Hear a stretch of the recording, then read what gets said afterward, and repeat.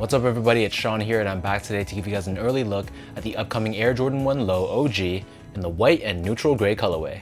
This pair is set to drop on June 24th for a retail price of $130 US or $170 here in Canada. The official colorway for this shoe is white, neutral gray, and particle gray, and for all my Canadian viewers out there, this pair is going to be available at the Closet Inc. The Closet Inc. is my go-to spot for Air Jordan retros and Nike releases, and they're independently owned and operated, located right here in Southern Ontario in Canada. So I'll link their social media, their website, along with their mobile app as well. So be sure to check them out, follow them for release details, and show love to the independent shops. So first off, here's a quick look at the box, and nothing too special here. This being an OG Air Jordan 1 Low, it comes in this OG inspired box with this black and red Nike branding.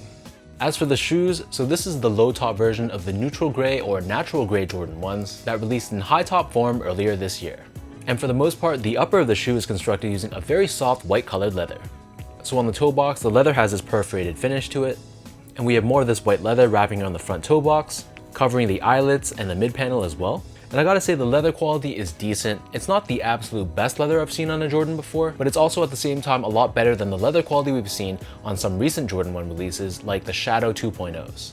Stitched on top of the mid panel of both sides of the shoe, we have this gray colored swoosh constructed out of suede. And this suede has a pretty decent softness to it as well. Wrapping on the bottom of the back heel, we have more of this white leather, and for some reason the leather on the back heel, it felt a bit more premium and a bit softer compared to the leather on the rest of the shoe. I don't know if it's just inconsistencies with leather quality or if they purposely chose a better quality leather for the back heel, but I noticed this for both my left foot and the right foot. Above this though, we have another hit of gray colored suede, and debossed in the center we have the Air Jordan Wings logo done in this dark gray finish. For the laces, these come with two different pairs of laces. So the standard default lace is a flat white colored lace, but they also give you a secondary pair of gray ones as well.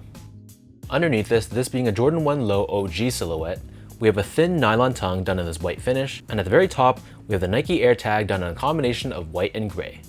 And as for the interior of the shoe, this is lined in this very light gray textile. Taking a look at the insoles, these come with their standard foam insole. It's lined in this white colored finish on the top, and we have Nike Air stamped on the heel in gray. So the upper of these Jordan 1 Lows sits atop this white colored rubber cupsole, and encapsulated within the midsole but not visible to the eye, there's a Nike Air sole unit for cushioning. And then turning the shoe over to the bottom, here we have our classic Jordan 1 outsole. And in this case, this is entirely constructed out of a gray colored rubber. We have this circular traction pattern on the forefoot, along with Nike branding right in the center. So for those wondering how these fit, I'd stick with the same size you wear in all your other Jordan 1s, so for most people, that would mean sticking true to size. But in your case, if you go, for example, a half size down for your Jordan 1 highs, or a half size up for your Jordan 1 highs, I'd do the same for this pair. Next up, in terms of comfort, so these feel identical to your Jordan 1 highs. So with that said, it's going to feel very stable, very low to the ground, and there's not too much from a softness and cushioning standpoint.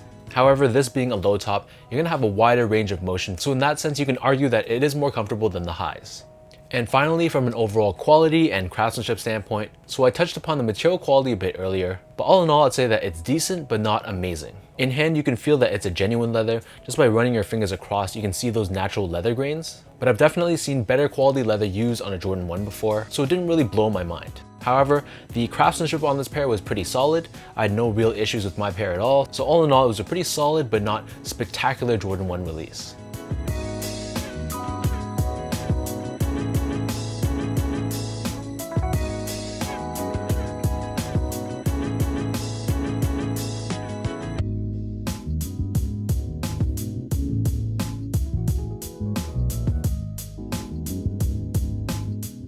With all that being said now, let's lace up these Jordan 1 Lows and I'll show you guys how these look on feet.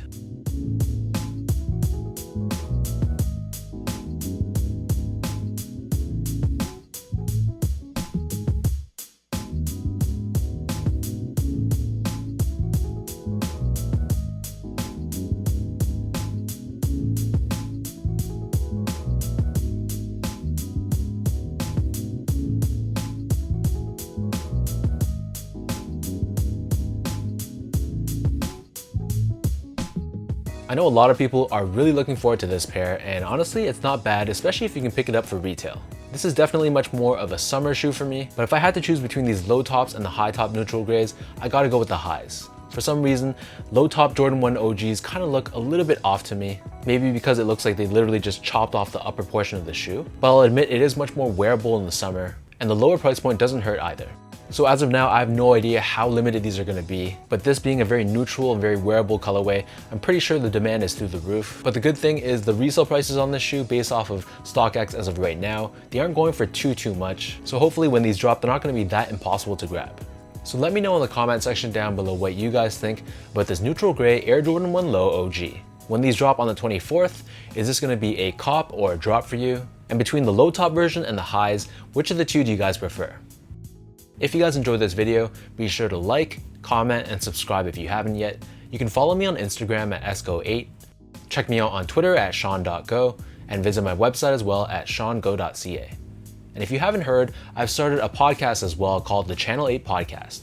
So the video version of that podcast is right here on the YouTube channel. But if you're looking for the audio only version, it's available on most of your major podcast platforms, including Spotify, iTunes, and Google Play.